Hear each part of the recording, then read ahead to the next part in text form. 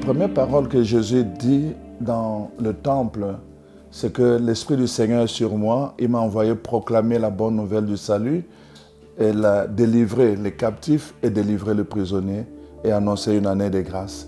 Donc, on voit que le ministère de Jésus-Christ est réparti en deux aspects. Le premier aspect, c'est la proclamation de la parole, comme on dirait l'évangélisation, comme on le fait avec les messes, les homélies et tout le reste, la catéchèse. Mais il y a le deuxième ministère qui est connexe dans la pensée de Jésus-Christ, c'est la délivrance et la libération.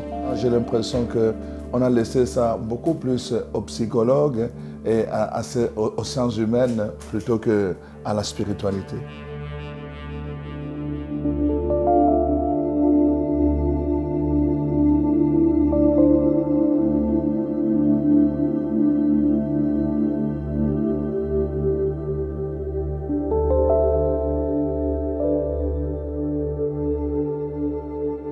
Le centre a été fondé en 2000, puis ça a été longtemps habité ici par une communauté de religieux marianistes maintenant, mais on est rendu une équipe. C'est vraiment un travail avec l'Esprit Saint. On se met à l'écoute de l'Esprit, on prie, et l'Esprit Saint parle à la personne qui a besoin, qui vient chercher de l'aide. Il s'adresse surtout à cette personne-là. C'est cette personne-là qui est le premier acteur, je pense, avec l'Esprit Saint, de sa propre libération.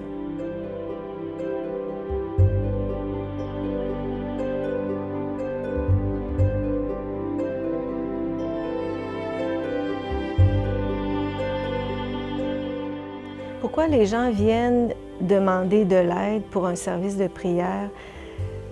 C'est très varié. Ça peut être des blocages amoureux, des blocages au niveau de la famille, du travail, des problèmes d'ordre spirituel aussi. Il y a des gens qui disent « Moi, j'arrive plus à prier, tout est bloqué. » Parce qu'il faut bien voir que quand on veut cheminer dans notre vie chrétienne, plus on avance, plus le malin, comme on dit, veut pas qu'on avance. Alors, c'est là qui met ses petits bâtons dans les roues. Puis des fois, c'est des gros obstacles. Donc, les personnes, par les moyens habituels que sont la prière, la parole de Dieu, les sacrements, ils n'arrivent pas à surmonter ces obstacles-là, alors ils nous arrivent comme ça. Puis ensuite, essayer de discerner qu'est-ce qui aurait pu être une porte d'entrée pour le malin, de bloquer dans la vie de la personne quelque chose. Donc, c'est pas compliqué, il y a 4 portes. Soit le péché personnel de la personne, ça, habituellement, c'est le sacrement du pardon qui va aller guérir, qui va permettre à la personne de sortir de tout ça. Maintenant, après ça, il peut y avoir toutes les blessures que la personne a eues dans le passé, puis tous les traumatismes que cette personne-là a eus. Ça peut amener dans la vie de cette personne des problématiques, des failles, des faiblesses, des fragilités, où là, bon, le mauvais peut entrer. C'est pas un gentil, hein? Il prend toutes les petites faiblesses des personnes. Et une autre porte, ça va être l'occultisme, parce qu'il y a des personnes qui vont se dire « Oui, mais moi, j'ai déjà fait ça, mais ça remonte à tant d'années. » Ah, mais d'accord, on va aller faire la libération de ces choses-là. Ça peut être à travers les ancêtres, les générations. Et là, après ça, on invite notre équipe de prière. Fait qu'on prend notre équipe de prière, puis on va se mettre à l'écoute de l'Esprit Saint à travers ça. Puis on va essayer d'aller fermer les portes une après l'autre.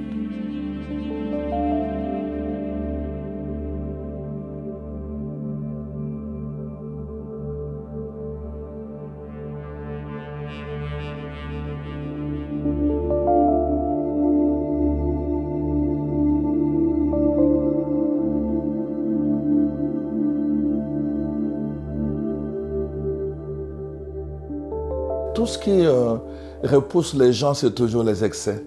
Quand on voit les démons partout et quand on ne le voit nulle part. Aujourd'hui, autant les gens le voient partout, autant il y a des gens, des chrétiens, même des prêtres, qui ne sont pas capables de prononcer le mot du diable et de Satan. Et qui même parfois disent qu'il n'existe pas. Donc c'est une réalité, la Bible en parle. Depuis le commencement dans le livre de Genèse, il est question du serpent, il est question de Satan. On le voit dans les livres de Job, le premier chapitre et le deuxième chapitre. Il est question nommément Satan. On le voit dans les évangiles. Jésus lui-même parle de Satan.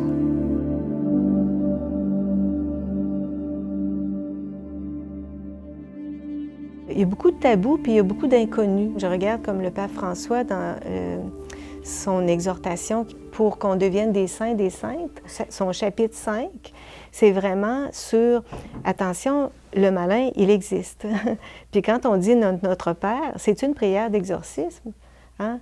Délivre-nous du mal, mais c'est pas le M avec un petit M, c'est un M majuscule, mais c'est parce que ça devrait être traduit en français, délivre-nous du malin. Fait que Jésus a tout prévu, tout ça, c'est juste que nous, on a peut-être oublié qu'on vivait dans un monde qui est matériel, qui est le monde visible, mais comme le dit notre credo, on vit aussi dans la création, c'est aussi tout le domaine invisible. Donc, on oublie parfois que toutes ces choses-là, ça, autant mon ange gardien est ici, là, vous le voyez, non? Mais autant il y a autre chose aussi qui se promène là. Hein?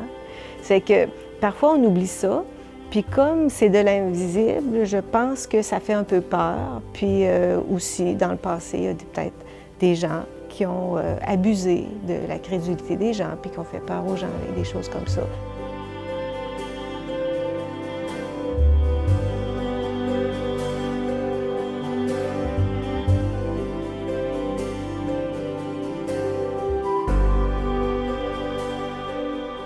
Mais maintenant, voir le diable partout, non, ça c'est une erreur. Nous sommes les enfants de Dieu. La parole de Dieu nous dit, notre Seigneur Jésus-Christ, à partir du moment où nous l'avons accueilli comme notre Seigneur et notre Sauveur, donc sa victoire sur la croix devient notre victoire. Le diable ne doit pas être une préoccupation pour nous. La parole de Dieu dit, tu peux traverser l'ombre de la mort. Dieu lui-même envoie ses anges pour te garder. Moi, ce que je crois, partout où je vais, j'ai la protection des anges. Ça, c'est ma foi. Que le diable soit là ou pas, je n'ai aucun intérêt pour ça. Ma foi, c'est la présence de Dieu, la protection de Dieu, la présence des anges à travers lesquels Dieu protège ses enfants.